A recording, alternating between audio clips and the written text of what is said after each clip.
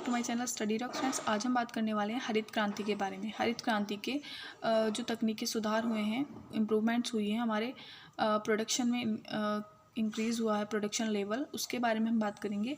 और जो इसके लीक पॉइंट्स हुए हैं, जो इसकी समस्याएं आई हैं हरित क्रांति से, तो उसके बारे में भी हम डिस्कशन करेंगे। तो फ्रेंड्स, अगर आप मेरे चैनल पर फर्स्ट टाइम आए हैं तो प्लीज़ उसको पहले सब्सक्राइब कर लीजिए और बेल आइकन को प्रेस करके ऑल वाले नोटिफिकेशन को ऑन कर दीजिए, तो जिससे कि मेरी आने वाली वीडियो आपको सबसे पहले मिल सके। तो आइए स्टार्ट करते हैं कि हरित क्रांति होती क्या है।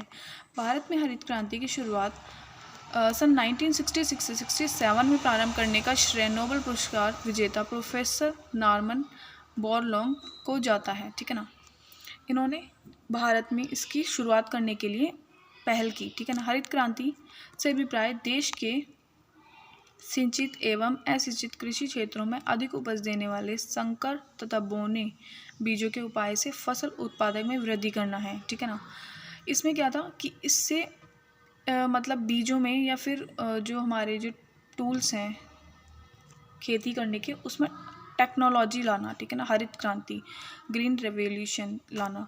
ठीक है, हरित क्रांति भारतीय कृषि में लागू की गई उस विकास विधि का परिणाम है जो 1960 के दशक में पारंपरिक कृषि को आधुनिक तकनीकी द्वारा प्रोत्साहित किए जाने के रूप में सामने आई।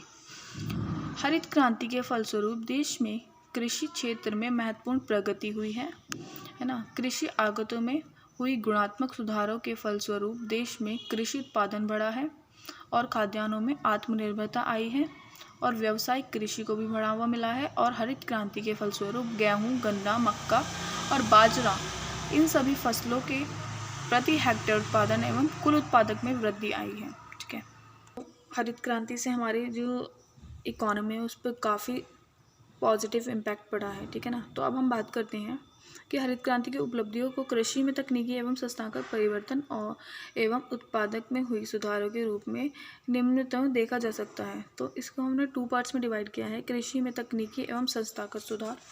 ठीक है ना, तो रासायनिक उर्वरकता का प्रयोग और उन्नतिशील बीजों का प्रयोग, सिंचाई सुविधा का विकास, पौध संरक्षण, बहुफसली कार्यक्रम, आधुनिक कृषि संयंत्रों का प्रयोग। ठीक है,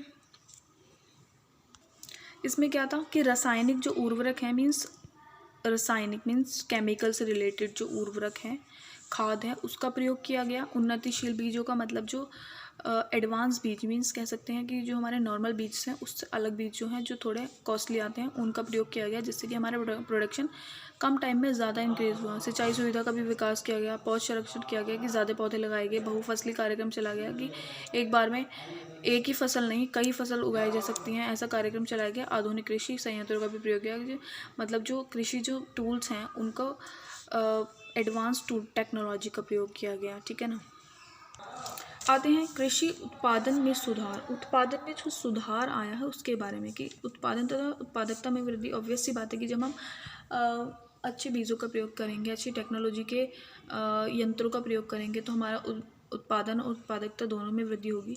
कृषि में परंपरागत रूप में परिवर्तन, जो हमारे परंपरा के साथ चलने वाली जो थी मीन्स खेती करने की जो मतलब जो तरीका है वो हमारा परंपरागत था, बट उसमें बाद में हरित क्रांति आने के बाद में लोगों की जो माइंड सेट है वो चेंज हो गया, उनकी जो परंपरागत जो तकनीक थी वो बदल गई। ठीक है ना, कृषि बचतों में वृद्धि। अब जो कृषि बचत थी मीन्स उनकी सेविंग्स थी वो भी बढ़ने लगी और अग्रगामी तथा प्रतिगामी संबंधों में मजबूत। ठीक है ना, उनके जो रिलेशंस हैं वो भी अच्छे होने लगे। हरित क्रांति का विस्तार काफ़ी